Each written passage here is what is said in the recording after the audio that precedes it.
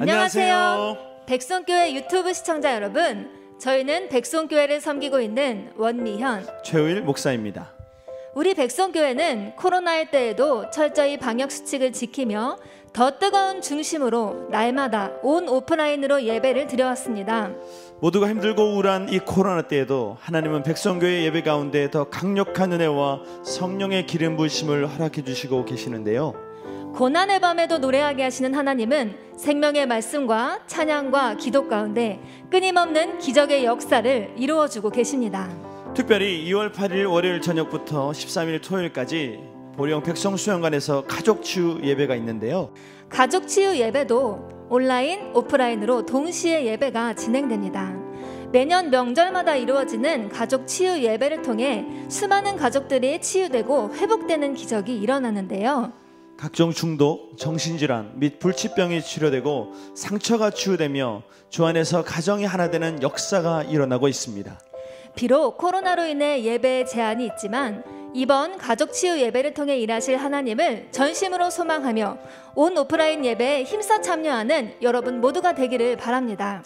변화의 연장, 치유의 연장, 기적의 연장, 백성교회, 백성수양관 온 오프라인 예배 가운데 사랑하는 여러분을 초대합니다.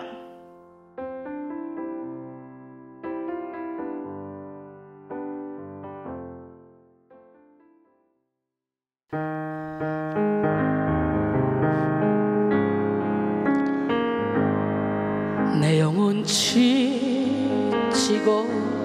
피곤할 때에 근심 걱정 내 맘 짓누를 때 난 잠잠히 주님을 기다리네. 주님 내 곁에 오실 때까지 내 영혼 지치고 피곤할 때에 근심 걱정 내 마음 짓누를 때 난 잠잠히 주님을 기다리네. 주님 내 곁에 오실 때까지 주 날 일으켜 산 위에 세우네. 거친 바다 위 걷게 하시네. 주만 의지할 때 강함 주네. 그 신능력 내게 부어 주시네. 주 날 일으켜 산 위에 세우네. 거친 바다 위 걷게 하시네. 주만 의지할 때 강함 주네. 그 신능력 내게 부어 주시네. 마태복음 7장 16절로 27절까지 말씀을 함께 보겠습니다. 마태복음 7장 16절로 27절 말씀. 그들의 열매로 그들을 알지니 가시나무에서 포도를 또는 엉겅퀴에서 무화과를 따겠느냐. 이와 같이 좋은 나무마다 아름다운 열매를 맺고 못된 나무가 나쁜 열매를 맺나니 좋은 나무가 나쁜 열매를 맺을 수 없고 못된 나무가 아름다운 열매를 맺을 수 없느니라.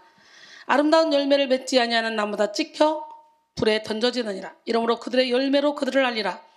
나더러 주여 주여 하는 자마다 다 천국에 들어갈 것이 아니요 다만 하늘에 계신 내 아버지의 뜻대로 행하는 자라야 들어가리라. 그날에 많은 사람이 나더러 이르되 주여 주여 우리가 주의 이름으로 선지자 노릇하며 주의 이름으로 귀신을 쫓아내며 주의 이름으로 많은 권능을 행하지 아니하였나이까 하리니 그때 내가 그들에게 밝게 말하되 내가 너희를 도무지 알지 못하니 불법을 행하는 자들아 내게서 떠나가라 하리라. 그러므로 누구든지 나의 이 말을 듣고 행하는 자는 그 집을 반석 위에 지은 지혜로운 사람 같으리니 비가 내리고 창수가 나고 바람이 불어 그 집에 부딪히되 무너지지 아니하나니 이는 주추를 반석 위에 놓은 까닭이요. 나의 이 말을 듣고 행하지 아니하는 자는 그 집을 모래 위에 지은 어리석은 사람 같으리니 비가 내리고 창수가 나고 바람이 불어 그 집에 부딪힘에 무너져 그 무너짐이 심하니라. 할렐루야. 오늘은 행복을 위한 깨어짐 테마 4번째 시간 위선의 깨어짐이라는 제목으로 함께 은혜를 나누길 원해요. 무슨 깨어짐? 예, 위선이 뭐예요? 가식이죠, 가식. 예, 위선의 깨어짐이라는 제목으로 은혜 나눌 때 말씀을 듣던 중에 여러분 모두 다 이 가식의 옷을 싹 다 벗어버리고 가면을 다 벗어버리고 하나님 앞에 여러분 자신을 그냥 벌거벗은 모습 그대로, 추악한 모습 그대로, 죄진 모습 그대로, 연약한 모습 그대로 나가셔서 깨끗이 치료받는 기적의 시간이 되기를 원합니다. 할렐루야. 여러분 대부분의 사람들이 가지고 있는 이 틀을 오늘 우리도 가지고 있어요. 저 사람만 그 틀을 갖고 있을 거야 이렇게 착각하는데 아니에요. 우리도 다 동일하게 조금 모양은 다르지만 다 틀을 갖고 있는데 대부분의 사람들은 뭐예요? 삶의 궁극적인 목적이 바로 행복입니다. 행복. 행복을 원하는 사람들은 자연스럽게 어떻게 하면 행복하게 살 수 있을까? 진정한 행복이 무엇일까? 이걸 하면 행복해질까? 저걸 하면 행복해질까? 이렇게 고민하며 행복을 위한 길을 찾아 나서죠. 그리고 자신이 정해놓은 그 그림을 위해서 먼저 필요한 조건들을 하나하나 채워나갑니다. 어떤 사람들은 행복을 위해 많이 가져야 된다라고 생각하고 또 어떤 사람은 진정한 행복을 위해 많이 비워야 한다라고 생각합니다. 또 어떤 이들은 행복하기 위해서 돈이 있어야 된다고 말하고 어떤 이들은 사람이 있어야 된다고 말하죠. 여러분은 무엇이 있어야 행복할 것 같아요? 2020년 한국일보에 실린 기사입니다. 우리나라 성인들이 행복의 조건으로 가장 많이 뽑은 조건은 좋은 배우자를 만나 행복한 가정을 이루는 것이었습니다. 29일 한국보건사회연구원이 발간한 한국인의 행복과 삶의 질에 관한 종합 연구 보고서에 따르면 2019년 5월, 6월 만 19세에서 80세 5,020명을 상대로 행복하기 위한 조건을 물은 결과 좋은 배우자와 행복한 가정을 이루는 것이라는 응답이 31%, 뒤이어 건강하게 사는 것이 26.3%, 돈과 명성을 얻는 것이 12.7%, 소질과 적성에 맞는 일을 하는 것이 10.4%라고 했어요. 여가 생활을 즐기는 것이 7.6%, 자녀 교육을 잘하는 것이 6.5%, 더 많이 배우고 자기 발전을 하는 것이 3.7% 등의 응답이 많았다는 그런 기사입니다. 이렇게 사람들은 행복을 위한 기본 조건이 있다고 생각하는데요. 그리고 행복해질 내일을 바라보며 오늘의 불행을 감수하기도 하죠. 지금은 행복하지 않아도 물질이 채워지면 건강이 좀 나아지면 형편이 좀 풀리면 내가 원하는 사람을 만나면 내 자녀가 잘 되면 그때야 비로소 행복해질 것이라고 생각하죠. 그러나 사실 행복을 위한 모든 조건이 갖춰졌다 할지라도 우리 인간은 근본적인 행복을 느끼지는 못합니다. 세상이 말하는 행복의 조건은 결코 우리의 영혼을 만족시킬 수 없기 때문이죠. 육의 풍요는 영의 빈곤을 채울 수 없습니다. 육의 권세는 영의 무력함을 해결할 수 없습니다. 텍사스 A&M 대학교의 교수였던 작가 김천규는 그의 책 나는 행복을 포기한다. 여기서 진정으로 행복한 삶을 살기 위해서는 행복을 포기하라고 권면합니다. 김천규 교수는 우리의 삶에서 돈, 명예, 권력 등의 행복 조건을 이루는 데는 어려움이 많이 따르지만 이 조건을 성취한다고 해서 반드시 행복하지는 않는다는 거예요. 이걸 경험하게 되는 거예요. 진정으로 삶의 의미와 목적을 깨닫지 못했기 때문이다 라고 했어요. 삶의 목적은 세상이 말하는 성공에 있지 않고 본연의 자신이 되어 의미 있는 삶을 사는 것에 있다. 세상이 말하는 행복 추구를 포기하고 자기 자신을 뛰어넘어 무언가 가치 있는 것을 창조하고 개척해 나가는 것이 최고의 삶이요 진정한 행복이자 성공이다 라고 말하고 있습니다. 즉 많은 사람들이 행복해지기 위해 추구하는 것들이 실상 진정한 행복을 가져다 주지 못함을 지적하며 가치 있는 삶에 몰입하라고 권면하고 있습니다. 사랑하는 성도 여러분, 우리는 가치 있는 삶을 살기 위해 최고의 보배 되시는 예수 그리스도께 몰입하는 삶을 살아야 돼요. 그럴 때 어떤 상황에도 해를 받지 않고 진리 안에 자유 가운데 거할 수 있습니다. 고린도서 4장 7절로 10절 우리가 이 보배를 질그릇에 가졌으니 이는 심히 큰 능력은 하나님께 있고 우리에게 있지 아니함을 알게 하려 함이라.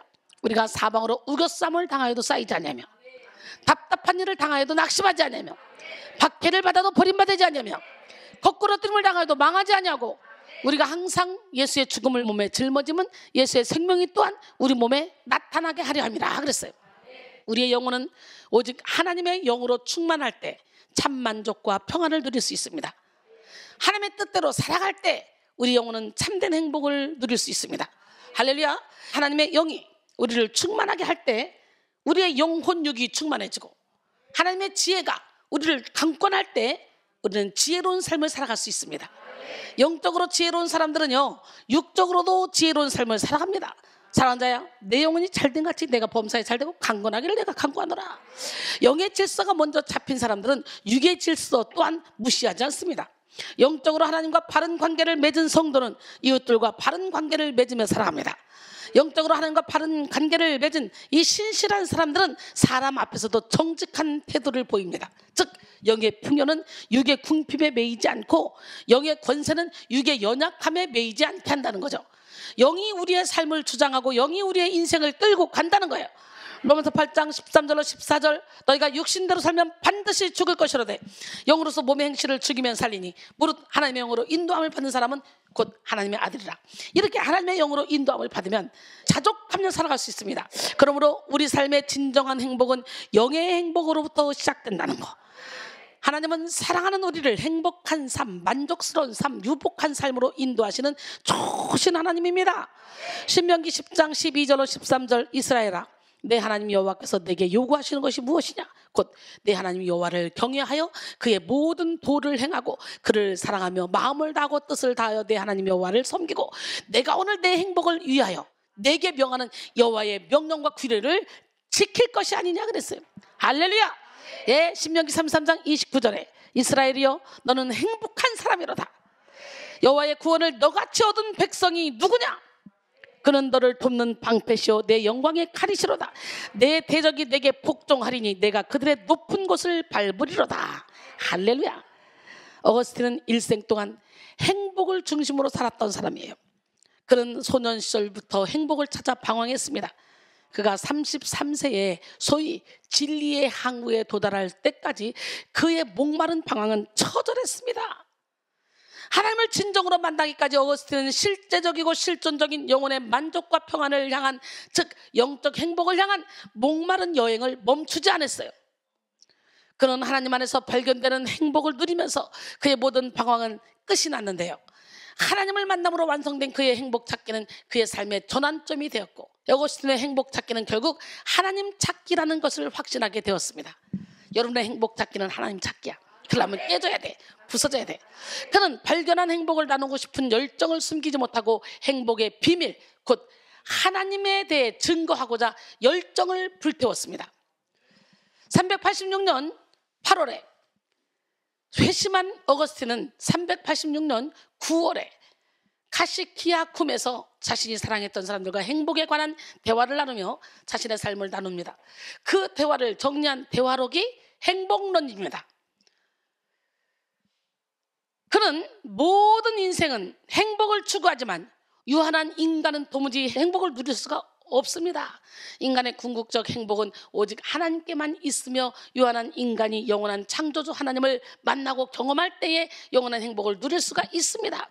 유한한 피조물인 인간이 영원한 창조주 하나님을 만나 하나님과 교제하며 살아갈 때 영혼을 맛보며 행복을 누릴 수 있는 것입니다 라고 했습니다. 할렐루야.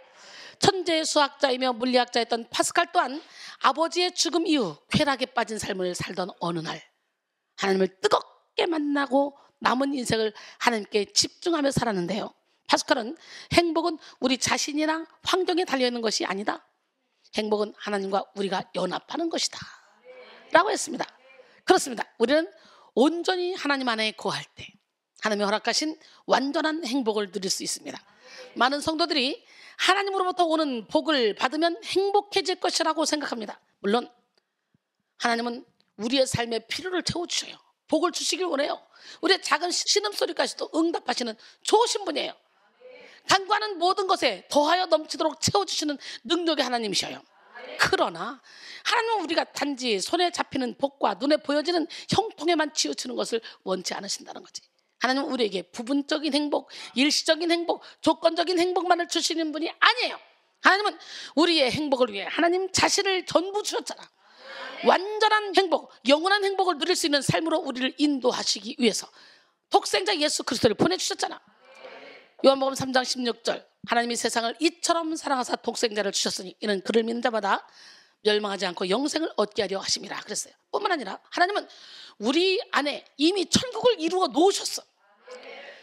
누가복음 17장 20절에 보니까 바리새인들이 하나님의 나라가 어느 때에 임하니까 묻건을 예수께서 대답하여 이르시되 하나님의 나라는 볼 수 있게 임하는 것이 아니오. 21절에 보니까 또 여기 있다 저기 있다도 못하리니 하나님의 나라는 너희 안에 있는지라. 할렐루야. 하나님의 나라는 먹고 마시는 것이 아니라 성령 안에서 의와 평강과 희락이라고 로마서 14장 17절은 말씀하시죠. 이런 마음에 하나님의 나라가 임했습니까?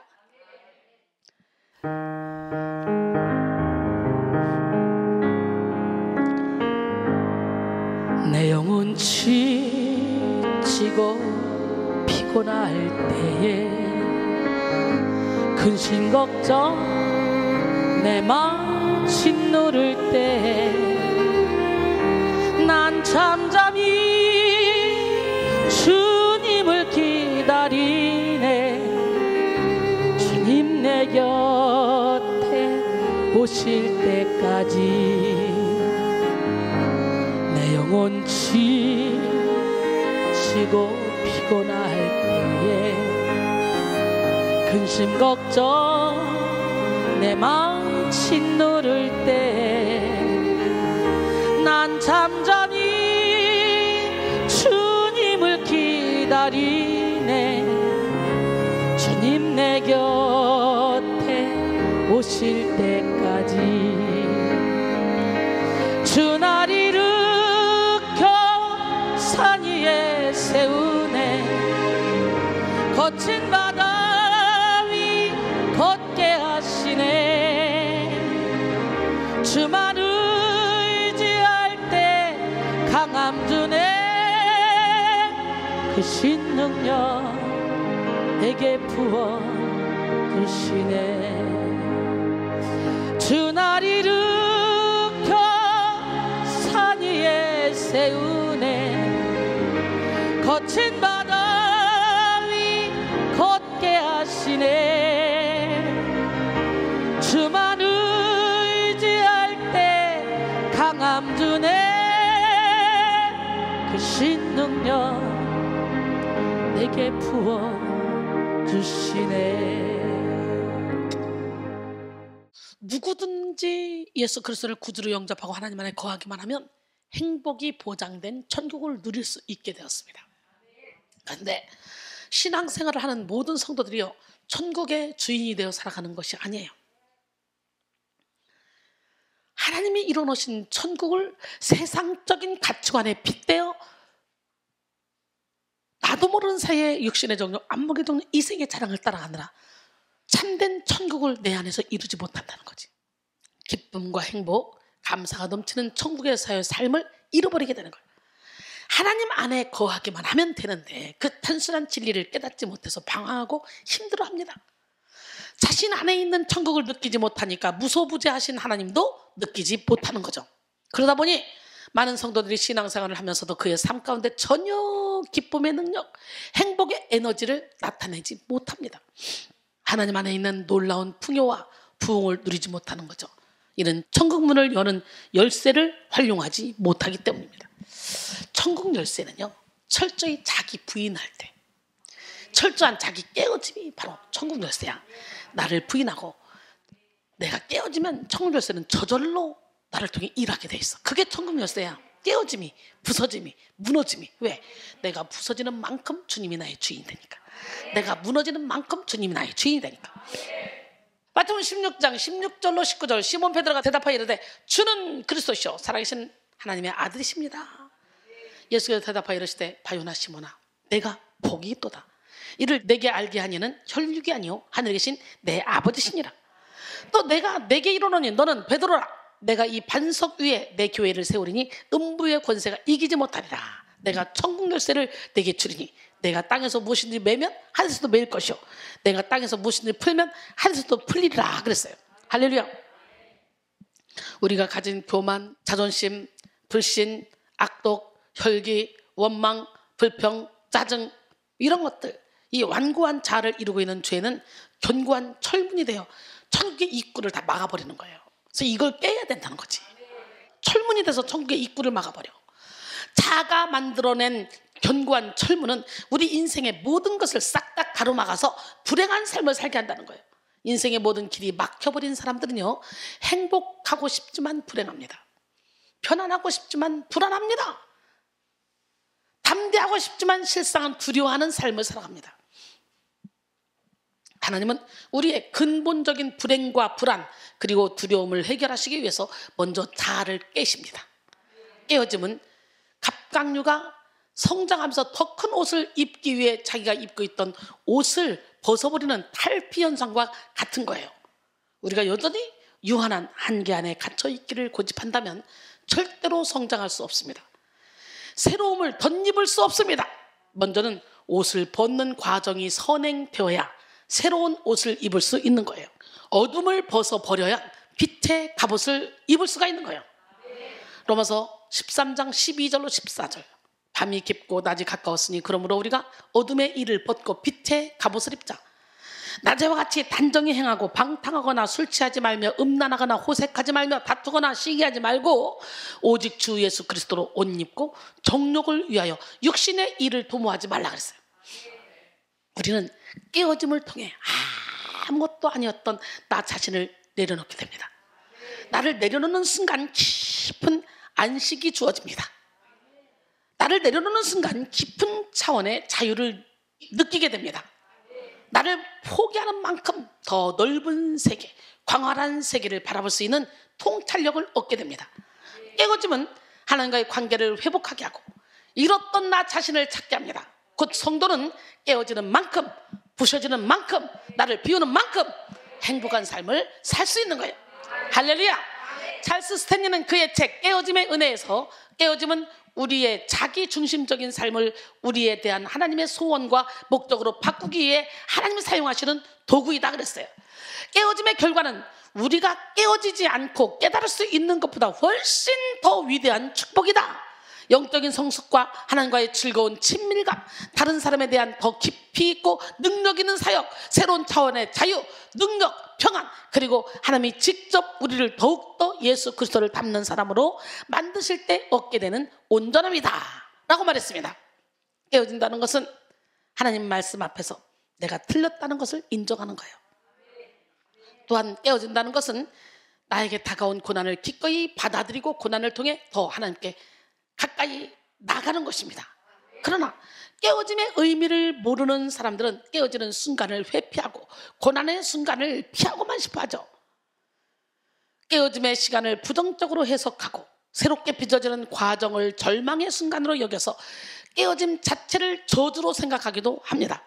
그렇게 깨어지지 못한 내면의 곤고함은 갈수록 더 깊어지고 속사람의 병은 악화되어 악취가 진동하는 상태까지 이르게 됩니다. 깨어지기를 포기한 사람들은 속사람이 풍기는 악취와 어둠의 아우성을 감추고자 위선이라는 포장지를 사용하는데요. 교만한 인간은 본능적으로 죄를 숨기고 싶어하는 악한 본성을 가지고 있습니다. 아담과 하와는 하나님과의 약속을 어긴 죄로 인해서 수치심을 느끼게 되었고 즉시로 무화과 나무 잎을 엮어서 자신의 몸을 감쌌습니다. 그리고 동산나무 사이에 숨었어요. 창세기 3장 7절로 8절. 이에 그들의 눈이 밝아져 자기들이 벗은 줄을 알고 무화과 나무 잎을 엮어 치마로 삼았더라. 그들이 그날 바람이 불 때 동산에 거니시는 여호와 하나님의 소리를 듣고 아담과 그의 아내가 여호와 하나님의 낯을 피하여 동산나무 사이에 숨은지라.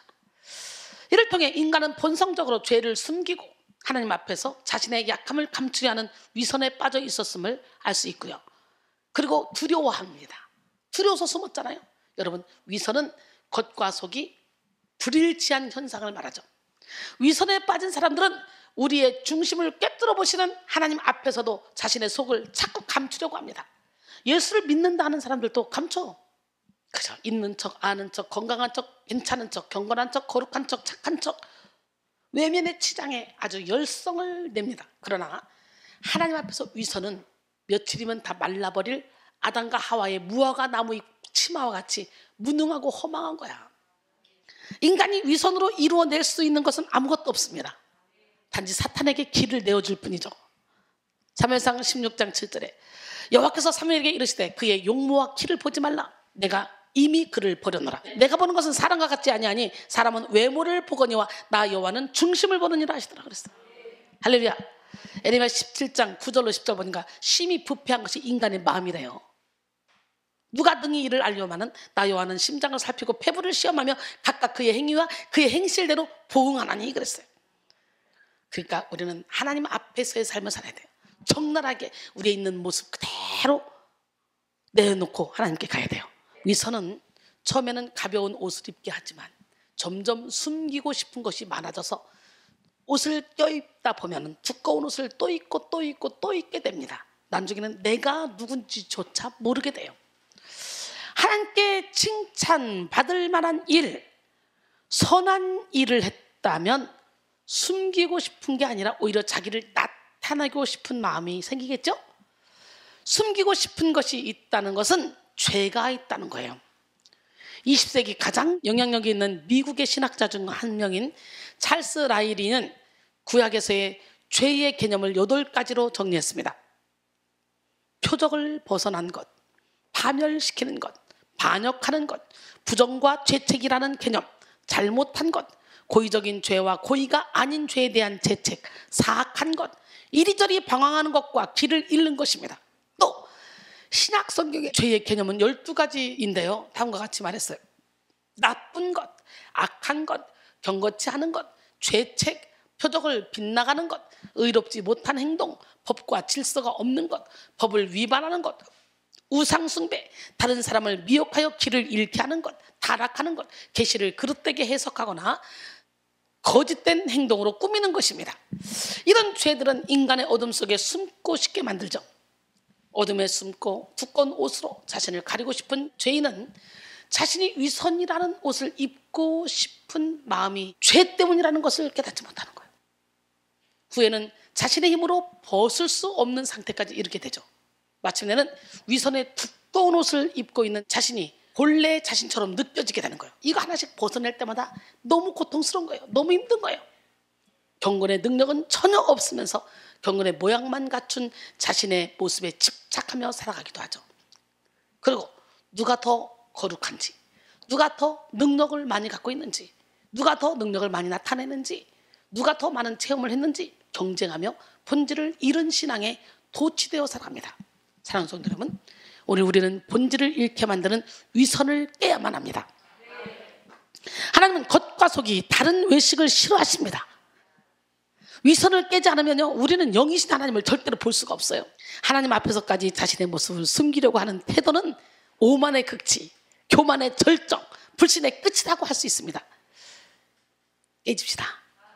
무너집시다. 부서집시다. 매튜 헨리는 위선은 그리스도의 제복을 입고 악마의 고역을 하는 것이다 라고 말했어요. 리차드 세실은 외식은 어리석은 짓이다. 자신의 인격이나 인품이 아닌 것을 유지하려고 애쓰는 것보다 사실 그대로 자신을 보이는 것이 훨씬 더 쉽고 안전하며 즐겁다라고 말했어요. 독일의 철학자 칼 야스퍼스는 현대 세상을 첫째, 참이 분실되었고, 둘째, 신의가 결핍되어 있고, 셋째, 인격을 상실한 시대라고 정의했습니다. 세상은요, 거짓으로 아주 판쳐요. 세상은 가식을 가지고 살아가는 사람을 지혜로운 사람, 하나의 방법이라고 말합니다. 그러나 예수님은 가식을 매우 싫어하십니다. 이 시간 가식의 옷을 벗고 예수 그리스도로 옷 입읍시다. 예수님은 성전의 상업화의 채찍을 드셨고, 거짓 위선에 분노하셨고, 바리새인들의 종교적 무지를 꾸짖으셨습니다. 성경은 위선의 대표적인 모델로 서기관들과 바리새인들을 말하고 있잖아요. 마태복음 23장 25절로 26절 보니까 화 있을진저 외식하는 서기관들과 바리새인들이여, 잔과 대접의 것은 깨끗이 하되 그 안에는 탐욕과 방탕으로 가득하게 하는도다. 눈먼 바리새인이여, 너는 먼저 안을 깨끗이 해라. 그리하면 겉도 깨끗하리라 그랬어요. 하나님을 가장 사랑한다고 자부했던 서기관과 바리새인들은 율법의 행위에만 묶여서 자신의 내적 실체를 바라보지 못했습니다. 위선에 취한 그들은 감히 영이신 하나님 앞에 육신의 거룩함을 내세우는 어리석음을 범하고 말았습니다. 누가복음 18장 10절로 14절 두 사람이 기도하러 성전에 올라가니 하나는 바리새인이요 하나는 세리라. 바리새인은 서서 따로 기도하여 이르되 하나님이여 나는 다른 사람들 곧 토색, 불의, 간음을 하는 자들과 같지 않습니다. 이 세리와도 같지 아니함을 감사하나이다. 이게 기도입니까 이게? 난 일에 2번씩 금식하고 또 소득에 11조를 드리나이다 하고 세리는 멀리 서서 감히 눈을 들어 하늘을 쳐다보지도 못하고 다만 가슴을 치며 이르되 하나님이여 나를 불쌍히 여기소서 나는 죄인이로소이다 하였느니라. 내가 너에게 이르노니 이에 저 바리새인이 아니고 이 사람이 의롭다 하심을 받고 그의 집으로 내려갔느니라. 무릇 자기를 높이는 자는 낮아지고 자기를 낮추는 자는 높아지리라 하시니라. 할렐루야. 위선적이었던 서기관과 바리새인들은 하나님의 아들 예수를 알아보지 못할 뿐만 아니라 예수를 정죄하고 함부로 판단했죠. 위선의 틀에 갇혀서 하나님의 일하심을 보지 못했습니다. 예수의 말과 행동에 대한 의도를 전혀 파악하지 못했어요. 그들의 열심은 하나님을 향한 것이 아니라 자신을 향한 것이었어요. 예수님은 바리새인들의 거짓된 확신과 신앙적 위선을 폭로하시고 그들을 질책하셨습니다. 바리새인들의 위선의 끝은 하나님의 아들 예수를 십자가에 못 박는 것이었습니다. 권영경의 위선에 나오는 글입니다. 회복과 샬롬이라는 하나님의 꿈을 공유하지 않는 거룩함과 의로움이란 실상 사람들 사이에서 내 자리를 지키기 위한 정치적 몸짓일 공산이 크다. 거룩이라는 경건한 이름은 붙였지만 사실은 사람들 사이에서 내 자리와 내 의도를 관철하려는 이기적인 욕망의 기제다. 우리는 이것을 위선이라 부른다. 예수님이 바리새인들에게 주신 대표적인 이름이 바로 위선자들이었다 라고 말했어요. 위선이 신앙생활에 큰 방해가 되는 이유는요, 그리스도의 옷을 입고 사탄의 일을 하기 때문에 그래요. 위선으로 삶을 살아가는 이유는요, 우리의 초점이 무엇이 되기보단 어떻게 보이기를 원하는 데 있기 때문이에요. 행복하게 되는 것은 좋지만 이것을 남이 알아줘야 더 좋다고 생각한다는 거죠. 그래서 행복하게 되는 데 집중하는 것이 아니라 행복해 보이는 것에 집중한다는 거예요. 선하게 되는 것보다는 선하게 보이기를 원한다는 거죠. 이게 외식이야. 예수님을 잘 믿는 것보다는 잘 믿는 것처럼 보이게 한다는 거지. 그러기에 겉과 속이 다른 신앙생활을 하게 되는 것이죠. 이것이 우리의 신앙생활의 독이 됩니다. 독. 여러분 어떻습니까? 경건하기보다는 경건해 보이기를 원한다는 거지. 스펄전 목사는 위선적 신앙을 빗대어 비 없는 구름과 같고 물이라고는 한 방울도 없이 바짝 말라버린 개울과도 같다고 했습니다. 그리고 그것은 마치 연극 배우가 왕의 복장으로 분장하여 무대 위에 늠름히 거닐다가 연극이 끝난 후에는 평복으로 갈아입고 가난한 자신의 삶으로 돌아가 부끄러움을 느끼는 것과 같은 것이라고 이렇게 비유하여 설교했습니다. 베드로는 말세의 특징 중 하나를 외식이라고 말합니다. 외식은 누룩과 같아서 그냥 있지 않고 점점 부풀어 번져 신앙인에게 가장 무서운 독이 됩니다. 사랑하는 성도 여러분, 우리는 바리새인들과 서기관들의 모습 속에서 스스로의 모습을 볼 수 있어야 합니다. 위선에 빠져 스스로를 의롭게 생각하며 다른 사람을 함부로 판단하고 있지는 않은지, 심지어 하나님 앞에서 내 의를 드러내고 있지는 않은지 살펴봐야 됩니다. 위선에 빠진 사람은 자신이 만들어낸 겉사람의 모습에 심취하여 정작 병들어가고 있는 속사람을 보지 못합니다. 자신이 만들어낸 모습이 자신의 내면의 모습인 양 살아갑니다. 내면이 병들어 있어도 포기를 거부합니다. 위선으로 가득한 자신의 모습을 볼 용기가 없기 때문이죠. 속사람이 병들어 있다고 인정하면 지금까지 지내왔던 모든 것이 다 무너지고 사라질 것이라는 두려움에 쌓입니다. 그 두려움으로 자신의 내면을 바라보는 것을 거부하고 회피하려고만 합니다. 나는 괜찮다는 생각으로 병든 속사람을 무시하며 살아가죠. 그래요. 자신도 모르게 하나님의 치료의 손길을 거부하며 속사람을 변화시키는 하나님의 은혜를 체험하지 못합니다. 누가복음 5장 31절로 32절 예수께서 대답하여 이르시되 건강한 자에게는 의사가 쓸데없고 병든 자에게라야 쓸데있나니 내가 의인을 부르러 온 것이 아니요 죄인을 불러 회개시키러 왔노라 그랬어요. 위선은 스스로를 죄인이라 자각할 수 있는 능력을 사그러뜨리고 죄에 대해 회개하고자 하는 선한 양심을 묻어두게 합니다. 그래서 위선에 빠진 사람은 스스로의 잘못으로 인해 문제가 발생해도 반성하지 못합니다. 17세기 청교도 목사 토마스 왓슨은 회개는 위선자들에게 필요합니다.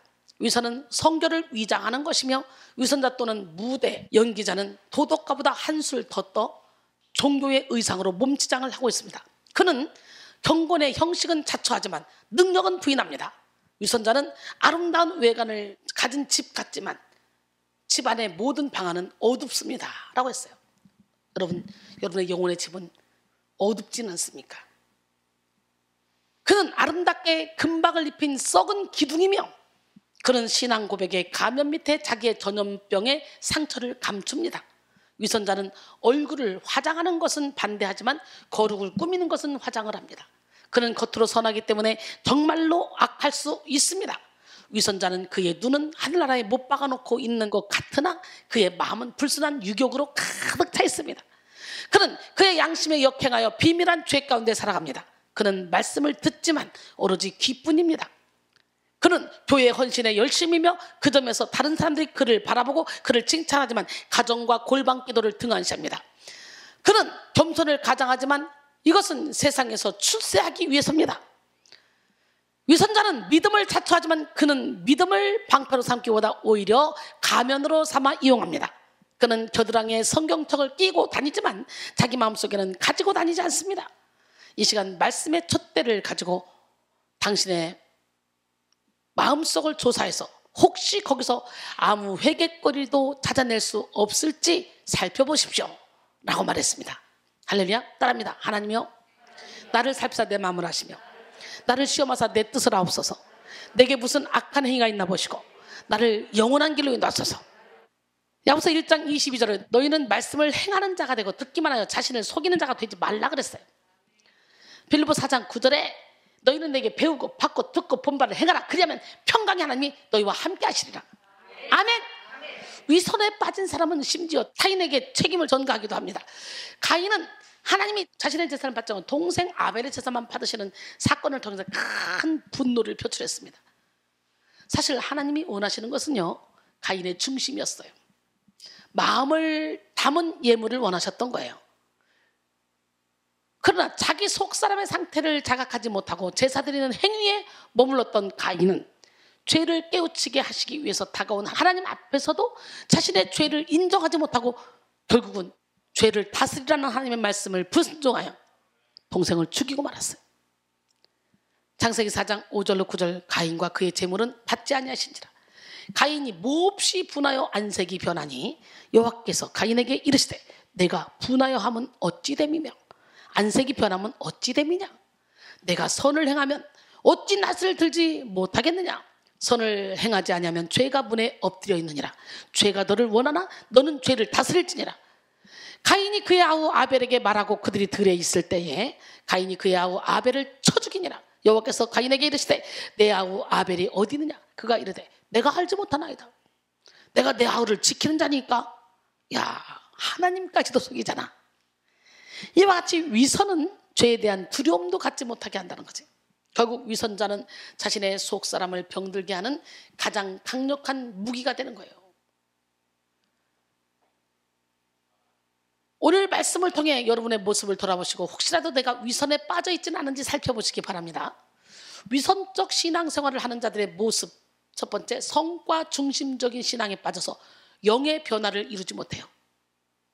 이 세상은 쓸만한 사람, 가치 있는 사람, 능력 있는 사람, 실력 있는 사람, 돈 있는 사람을 좋아하죠.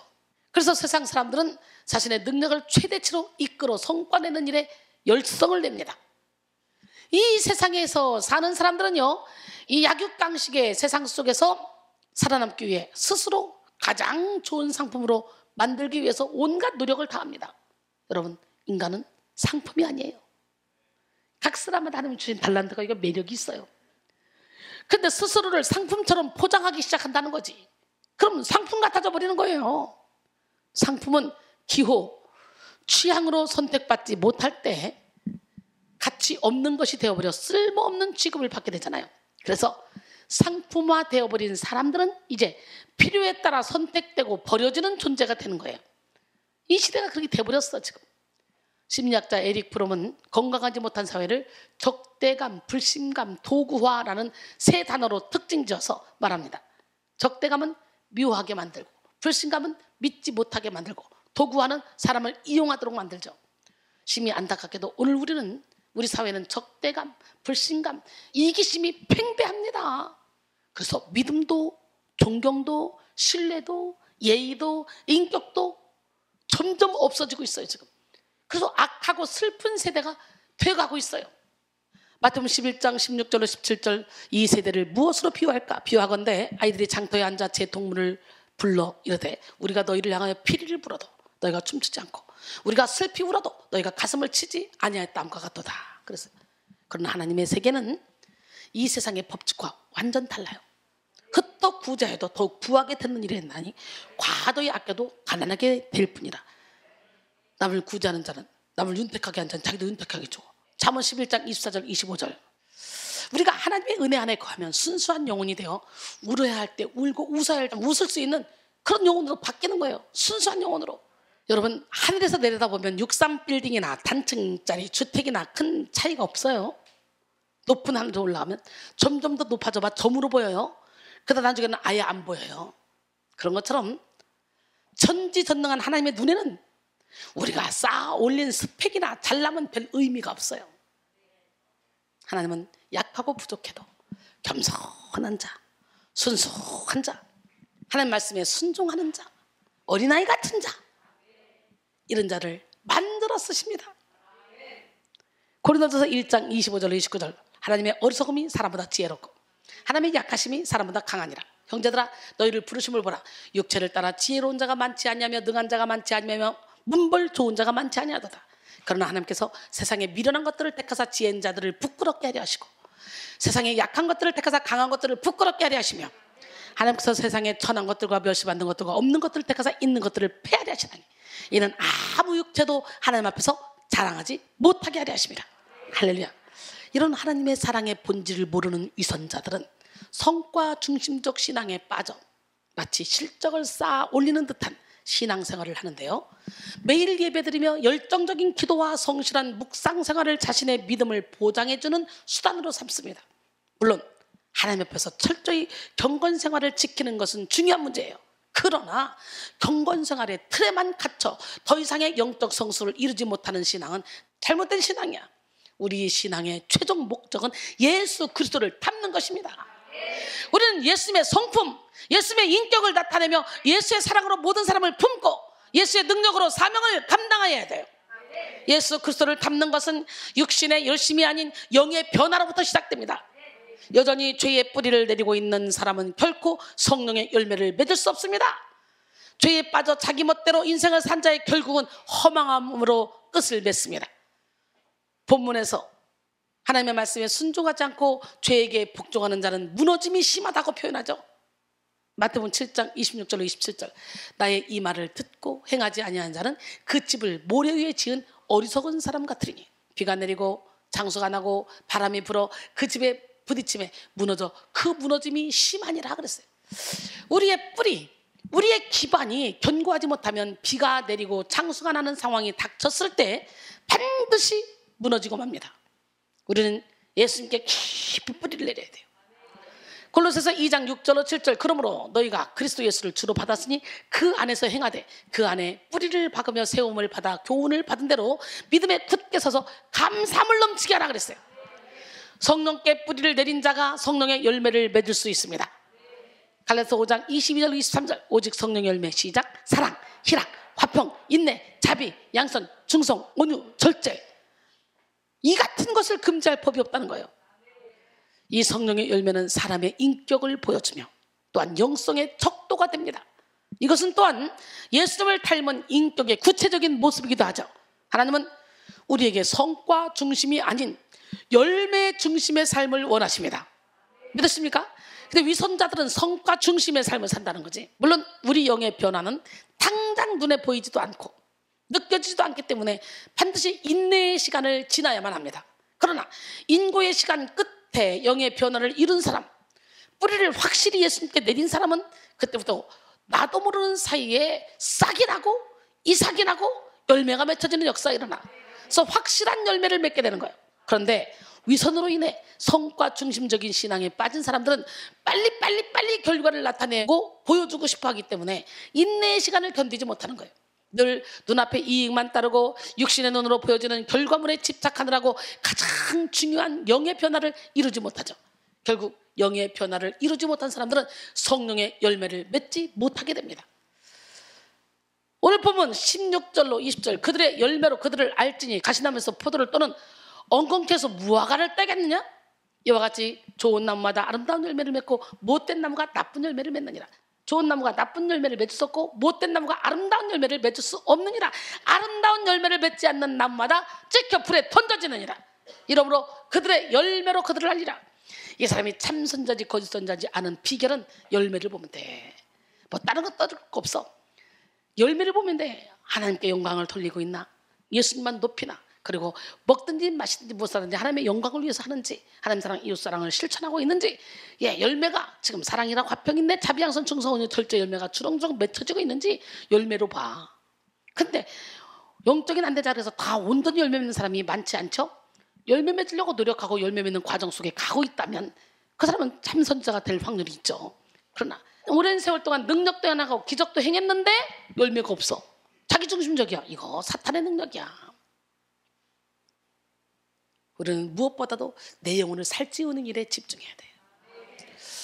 오늘 말씀은 좋은 나무는 반드시 아름다운 열매를 맺고 못된 나무는 반드시 나쁜 열매를 맺는다는 명확한 사실을 나타내고 있습니다. 여러분, 오늘 본문에서 사용된 좋다, 나쁘다, 못되다, 아름답다는 모두 윤리적인 측면을 나타내며 사람들에 대해 사용된 단어입니다. 좋은 사람은 아름다운 열매를 맺고 못된 사람은 나쁜 열매를 맺을 수밖에 없다는 것이죠.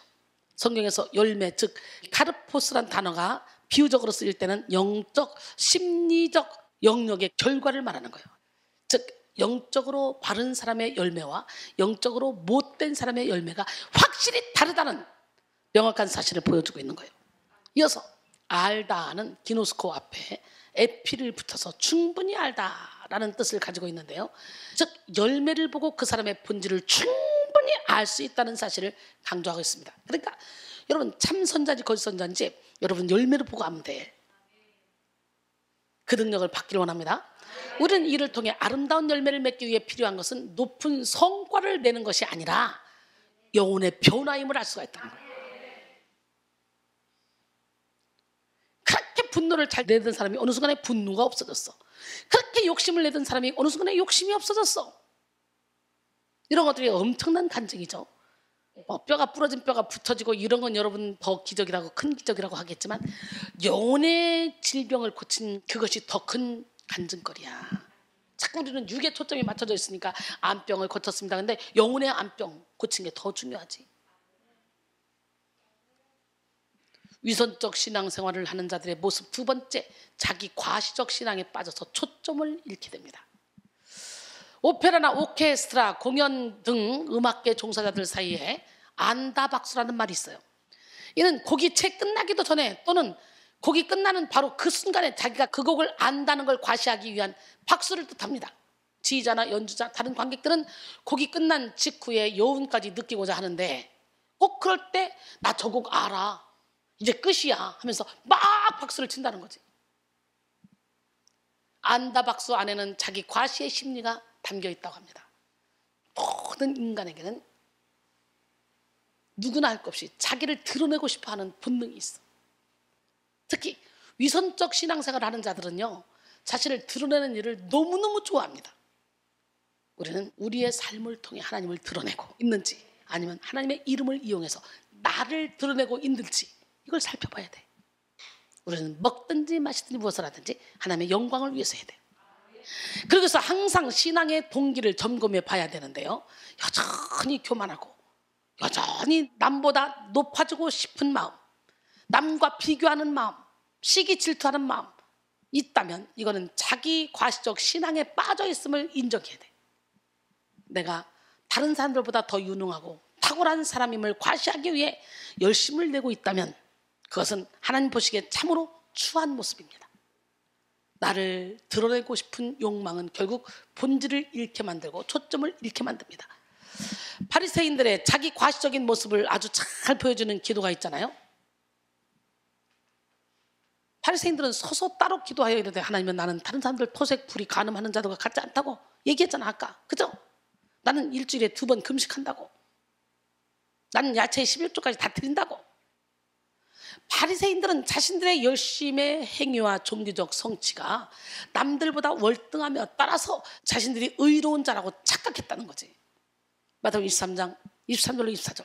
화 있을진저 외치는 소인들아 바리새인들이여, 너희가 박하와 회양과 근처의 11절은 들이되 율법에 더 중한 바 정의와 긍휼과 믿음은 버렸도다. 그러나 이것도 행하고 저것도 버리지 말아야 할지니라. 맹인된 인도자여, 하루살이는 걸러내고 낙타는 삼키는도다. 그랬어요. 그래서 예수님의 눈에 이들은 가장 심각한 영혼이었지. 예수님의 눈에 우리가 심각한 영혼은 아닌지 오늘 여러분 자신을 주님 앞에 완전히 내어드리시길 바랍니다. 벌쩌다 내가 문 밖에 서서 문을 두드리니 누구든지 내 음성을 듣고 문을 열면 내가 그에게로 들어가 그와 더불어 먹고 그는 나와 더불어 먹으리라 그랬어요. 우리 하나님이요, 진짜 우리를 사랑하시면 위선을 깨기 위해서 죄를 드러내게 하십니다. 마태복음 23장 27절로 28절. 화 있을진저 외식하는 소인들아 바리새인들이여, 회칠한 무덤 같으니 겉으로는 아름답게 보이나 그 안에는 죽은 사람의 뼈와 모든 더러운 것이 가득하도다. 이와 같이 너희도 겉으로는 사람에게 옳게 보이되 안으로는 외식과 불법이 가득하도다. 그래놓고 33절이니까 뱀들아, 독사의 새끼들아, 너희가 어떻게 지옥의 판결을 피하겠느냐 그랬어요. 사람은 겉으로 보여지는 모습만을 보지만 하나님은 보이지 않는 중심을 정확하게 보십니다.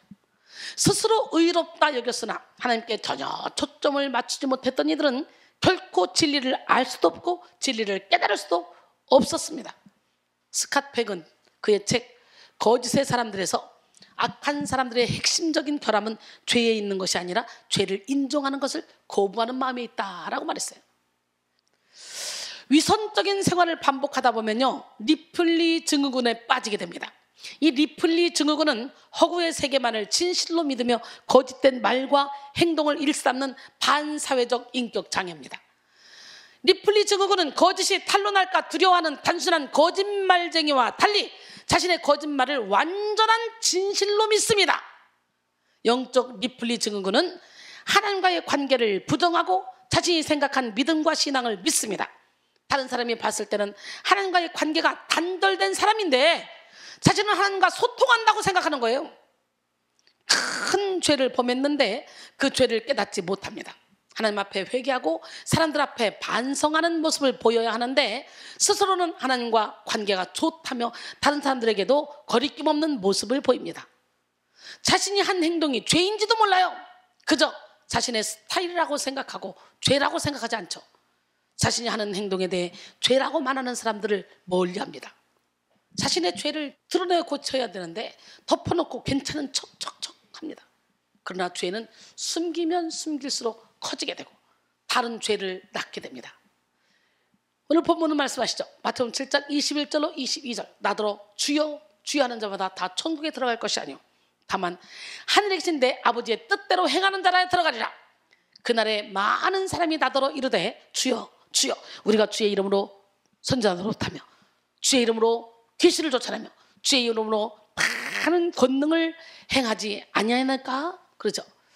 여기서 주에 해당하는 퀴리오스는 하나님을 가리키는 명칭으로 예수를 창조주시며 만물의 주인이시며 구세주라고 고백하는 것으로 볼 수 있습니다. 더불어 주여란 호칭이 2번 거듭 사용된 것은 매우 큰 종교적 열정을 표현한 것으로 볼 수 있습니다. 그러나 예수께서는 주님께 대하여 신앙 고백을 하고 열정적으로 기도한다고 하더라도 그것이 진정한 열정이 아닌 가식이거나 이기적인 기도라면 천국에 들어갈 수 없다는 것을 강하게 말씀하고 계시는 거예요. 오늘 얼마나 많습니까? 이런 사람이 과시적인 신앙이 아니라 하나님의 뜻에 맞는 신앙, 할렐루야, 하나님의 뜻에 맞게 살아가는 실천적 신앙을 가져야만 천국에 들어갈 수 있다는 매우 충격적인 교훈을 주시는 것이죠. 자신을 자랑하며 주여 주여 외치는 자는 진정으로 주를 바로 알고 고백하는 것이 아니라 입술로만 고백하는 거짓된 신앙입니다. 결국 주님을 부르지만 천국에 들어갈 수 없는 결말을 맞게 될 뿐입니다. 여러분, 이렇게 열심은 내지만 하나님의 뜻에 초점 맞추지 못하는 신앙은 우리의 영혼을 살리지 못합니다. 심지어 하나님은 하나님께 초점 맞추지 못하고 하나님을 부르는 자들을 기억조차 못하신다고 말씀하시잖아요. 그때 내가 그들에게 밝게 말하되 내가 너희를 도무지 알지 못하니 불법을 행하는 자들아 내게서 떠나가라 하리라. 23절은 그러죠. 도무지 알지 못하니 여기에 해당하는 우대포대는 일찍이 한 번도 그러한 적이 없는 이란 뜻을 가지고 있습니다. 즉 그리스도께서는 주의 이름을 많이 사용하고 사람들이 놀랄 만한 큰 권능을 행하였다 할지라도 이전에 단 한 번도 그를 알았던 적이 없다고 단호하게 말씀하시는 거예요. 자기 과시적 신앙은 결국 자신을 위한 일이 아니라 자신을 죽이는 일이라는 거 깨닫고 오늘 시간에 겸손해지기를 원합니다. 위선을 깨지 못하면 우리는 변화되지 못하여 열매 없는 신앙생활을 하며 자신을 자랑하느라 결국 하나님과 상관없는 삶을 살게 될 수밖에 없습니다. 그러므로 이 시간 우리의 위선을 깨시는 주님의 손에 항복해야 돼요. 위선이 깨져야 여기에 변화를 이룰 수 있어요. 위선이 무너져야 하나님께 초점을 맞출 수 있어요. 그렇다면 하나님 우리에게 가장 원하시는 초점은 무엇입니까? 바로 하나님과 인격적인 교제를 나누는 것이죠. 남들에게 인정받기 위한 과시적 위선을 비우고 주님과 동행하며 주님의 음성에 귀를 기울이기를 원하신다는 거예요. 미가서 6장 8절에 사람아 주께서 선한 것이 무엇임을 내게 보이셨나니 여호와께서 내게 구하시는 것은 오직 정의를 행하며 인자를 사랑하며 겸손하게 내 하나님과 함께 행하는 것이 아니냐 그랬어요. 하나님께서 오늘 우리에게 이 말씀을 허락하신 이유는 위선적인 신앙에서 벗어날 수 있는 기회를 주시기 위함입니다. 이 말씀을 들어도 위선을 깨지 못하면 아무런 소용이 없어요. 그러나 이 말씀을 통해 하나님께 나가 위선의 옷, 가식의 옷, 거짓의 옷 이것을 벗는 순간 우리는 이전과 완전히 다른 삶을 살게 됩니다. 내 영이 주를 찬양하는 역사가 일어나 우리 성수 형제의 신청곡을 받아서 우리 함께 찬양합니다. 오늘 여러분 위선을 다 깨뜨리시고 여러분 영혼이 막 날마다 주님을 찬양하기를 원합니다. 내 영이 주를 찬양합니다. 내 영이 주를 찬양합니다. 내 영이 주를 찬양합니다. 내 영이 주를 찬양합니다. 아멘. 기뻐하라 나의 영혼아 감사하라 손을 들고 송축하라 주를 향해 외치라. 기뻐하라 나의 영혼아 감사하라 손을 들고 송축하라 나의 영혼아. 내 영이 주를 찬양합니다. 내 영이 주를 찬양합니다. 내 영이 주를 찬양합니다. 내 영이 주를 찬양합니다. 아멘. 기뻐하라 나의 영혼아 감사하라 손을 들고 송축하라 주를 향해 외치라. 기뻐하라 나의 영혼아 감사하라 손을 들고 송축하라 나의 영혼아. 위선을 깨뜨린 자의 삶을 우리가 살펴보면요 위선의 행위를 버리죠. 위선을 깨뜨렸으니까 이런 사람들에게 하나님 말씀대로 행하고 살아갑니다. 오늘 본문 24절에 보니까 그러므로 누구든지 나의 이 말을 듣고 행하는 자는 그 집을 반석 위에 지은 지혜로운 사람 같으리니. 여기서 나의 이 말은 예수의 모든 말씀을 가리킵니다. 본문은 이 말씀을 듣는 데서 그치는 것이 아니라 실제로 행할 것을 촉구하고 있습니다. 집은 사람의 인생 전체를 상징하며 반석은 하나님의 말씀을 잘 듣고 잘 행하는 그리스도인의 실천적인 순종을 가리킵니다. 즉 본문은 그리스도의 말씀을 잘 듣고 행하는 실천적 신앙 위에 세워진 인생이 지혜로운 인생임을 말씀하고 있습니다. 신앙의 원동력을 자기 자신이 아닌 하나님의 말씀에 둘 때 하나님의 말씀에 인도받는 삶을 살게 되는 거예요. 하나님의 말씀은 우리 삶의 능력이 되어 하나님의 사람으로 만들어간다는 거지.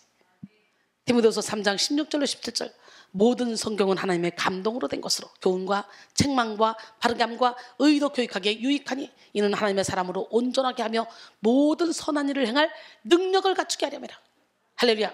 또한 하나님의 말씀은 살아있어서 우리 안에 죄성을 제하시고 깨끗한 영혼을 갖게 하십니다. 히브리서 4장 12절로 13절 하나님의 말씀은 살아있고 활력이 있어 좌우에 날선 어떤 검보다도 예리하여 혼과 영과 및 관절과 골수를 찔러 쪼기까지 하며 또 마음의 생각과 뜻을 판단하나니 지으신 것이 하나도 그 앞에 나타나지 않음이 없고 우리의 결산을 받으시리에 눈앞에 만물이 벌거벗은 것 같이 드러나느니라 그랬어요. 두 번째, 위선을 깨뜨린 자의 삶은 자신의 힘을 뺍니다. 그리고 하나님의 보호하심을 믿기 때문에 하나님만 의지합니다. 힘 빼세요. 여호와를 피난처로 삼고 지존자를 거처로 삼으면 길을 가다가 넘어져도 발이 돌에 부딪히지 않도록 여호와께서 사자를 보내서 보호해 준다잖아. 시편 91편 9절로 11절 보니까 위선을 가진 자는 자신의 힘으로 자신을 지키려고 노력합니다. 자신의 힘으로 믿음을 지켜보려고 합니다. 그러나 스스로의 힘으로 할 수 있는 것은 아무것도 없음을 우리는 빨리 깨달아야 돼. 우리는 위선을 깨뜨리고 완전하시고 온전하신 하나님의 보호를 덧입어야 됩니다. 예. 말씀대로 살면 비가 내리고 창수가 나고 바람이 불어 그 집에 부딪히되 무너지지 않습니다. 할렐루야. 오늘 본문은 삼중적인 표현으로 장차 임하게 될 환난을 상징하는데 여기서요 비는 폭우를 가리킵니다. 창수에 해당하는 포타모스는 탕류로 변화되는 단어로 갑자기 불어나 넘쳐 흐르는 강물을 의미합니다. 또 바람에 해당하는 아네모스는 광풍, 대풍으로 갑자기 생겨나는 돌풍을 의미합니다. 종말의 날에 환난이 이처럼 모지게 닥칠 것인데 반석 위에 지은 집과 같은 굳건한 사람은 이와 같은 거듭되는 환난 속에서도 실패하거나 무너지지 않는다는 거예요. 자신의 힘을 빼고 하나님의 보호하심을 입은 사람은 어떤 어려움이 와도 어떤 환경이 우리에게 주어져도 역경이 있어도 이겨낼 수 있는 힘이 있다는 거지. 하나님을 의지하며 살아가기 때문에. 할렐루야. 어떤 상황 가운데서도 하나님의 보호하심을 받기 때문에 하나님의 선하심을 고백하게 되는 거죠. 이들은 하나님의 뜻이 무엇인지 살필 수 있는 지혜가 있어서 낙심하거나 무너지지 않습니다. 세 번째, 위선을 깨뜨린 자의 삶은 자기 생각을 버리고 하나님이 주신 지혜로 살아갑니다. 오늘 내 생각 버리고 하나님의 생각으로 가득 채워서 하나님이 주신 지혜로 살아가는 여러분 모두가 되기를 원합니다. 위선에 빠진 자들은요 딱 자기가 생각할 수 있는 범위 내에서만 살아가죠. 그 틀 안에서 옳고 그름을 가리며 자신의 기준에 옳은 것만 인정하는 아주 좁은 인생을 살아갑니다. 그러나 위선을 깨부시고 내 생각을 깨부신 사람은 하나님의 주신 무한한 생각과 지혜를 덧입어 살아갑니다. 하나님의 지혜는 과거와 현재와 미래를 통찰하게 하십니다. 또한 현재에 최선을 다하며 살아가되 앞일을 계산할 수 있는 능력을 주십니다. 오늘 본문 25절에 이는 추추를 반석 위에 놓은 까닭이요 그랬어요. 추추는 건물 기둥 밑에 괴는 물건이죠. 추추돌은 기둥에 밑둥을 받쳐주어 흙에 직접 닿지 않게 함으로써 기둥이 썩지 않게 하는 역할을 합니다. 추추는 기둥의 기반이 되는 거예요.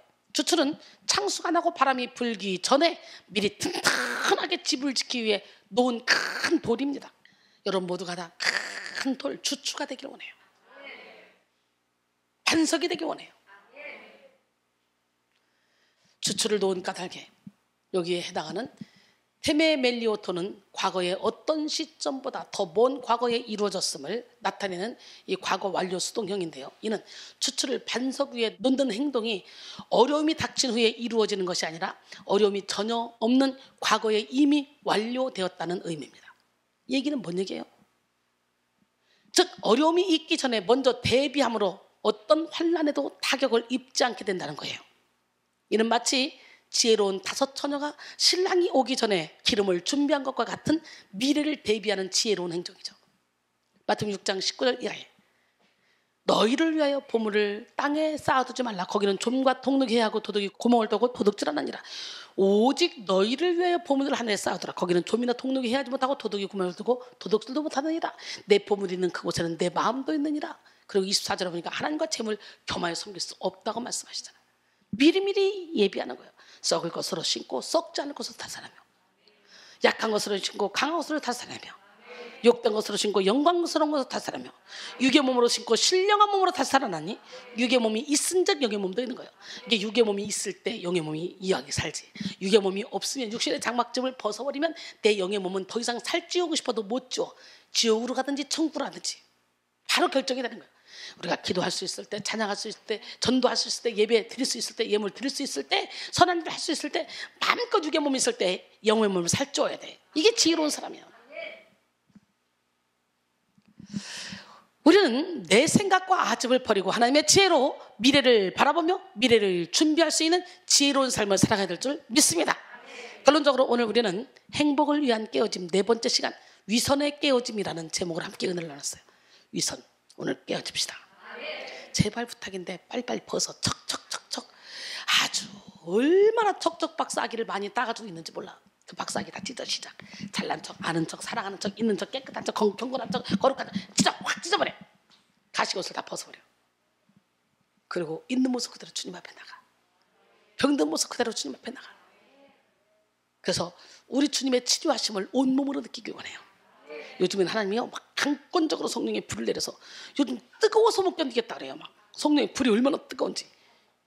오늘 시간에도 말씀 끝난 후에 막 뜨겁게 기도할 때 여러분 막 성령의 불 속에, 불동아니 속에 팍 들어가서 온몸을 치료하시는 하나님을 체험하시기 바랍니다. 여호와를 경외하는 자에게 치료하는 광선이 떠오른다는 얘기예요. 외양간에서는 송아지같이 뛴다잖아요.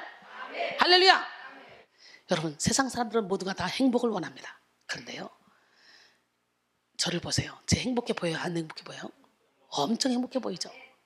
이 행복이 어디서 오는 것 같아요? 세상이 주는 것 같아요? 하나님께로부터 오는 거예요. 우리의 영혼은 이 세상이 주는 조건으로 인해서 행복할 수 없습니다. 오직 하나님만이 우리의 기쁨이 되시며 우리 안에 허락하신 천국이 발견될 때 진정 행복을 누릴 수 있습니다. 나 주님의 기쁨 되기 원합니다. 이 고백이 여러분의 고백이 되길 원해요. 근데 많은 사람들이 천국 문을 여는 열쇠를 사용하지 못해서 천국을 누리지 못해. 천국 문을 여는 열쇠는 자기 깨어짐이라 그랬어요. 깨져야 돼. 부서져야 돼. 우리는 깨어지는 만큼 천국을 누리며 행복한 삶을 살 수가 있습니다. 무엇보다도 우리는 병든 마음을 감추려는 이 위선을 빨리 박살내야 돼. 아니 병원에 가도 아프면 아픈 곳이 있다고 드러내야지. 산모가 애기 나올 것 같아서 산부인과 갔는데 남자 의사야. 무슨 소리야 창피하게. 내가 아우 나 안 돼. 그럼 어떻게 돼요? 애기도 죽고 자기도 죽어. 저도 남자한테 받았네. 둘 다. 얼마나 쑥스럽고 창피하냐. 나 뜨겁고. 그러나 환자는 드러내야 돼. 위선적인 신앙생활을 하는 자들의 모습은 첫 번째 성과 중심의 신앙에 빠져서 영의 변화를 이루지 못합니다. 두 번째 자기 과시적 신앙에 빠져서 초점을 맞추지 못합니다. 근데요 위선을 깨뜨린 자의 삶은 위선의 행위를 버리고 하나님의 말씀대로 살아갑니다. 자신의 힘을 빼고 하나님의 보호하심을 입습니다. 자기 생각을 버리고 하나님의 지혜로 살아갑니다. 사랑하는 성도 여러분, 우리의 위선과 가식을 바로 이 시간에 깹시다. 온전한 행복을 누리게 하시는 하나님을 만나십시다. 그 행복을 유통하는 삶을 삽시다. 그래서 하늘의 별처럼 영원토록 빛나는 우리의 영혼들이 되기를 주님의 이름으로 축복합니다. 옆 사람하고 우리는 승리했습니다. 가식을 버립시다.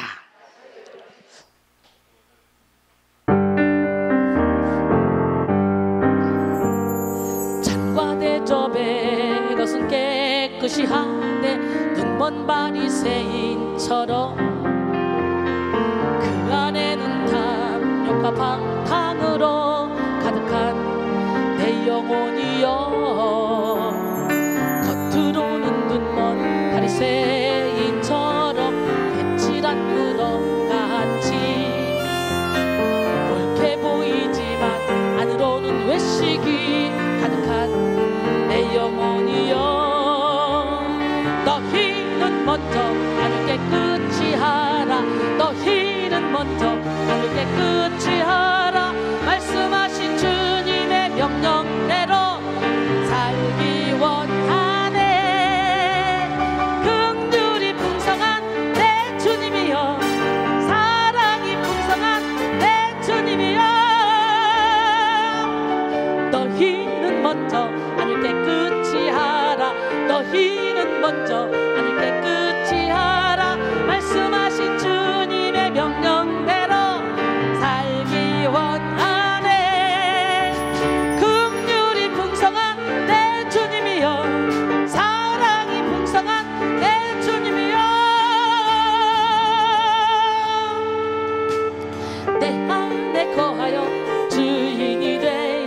예수답게 하옵소서.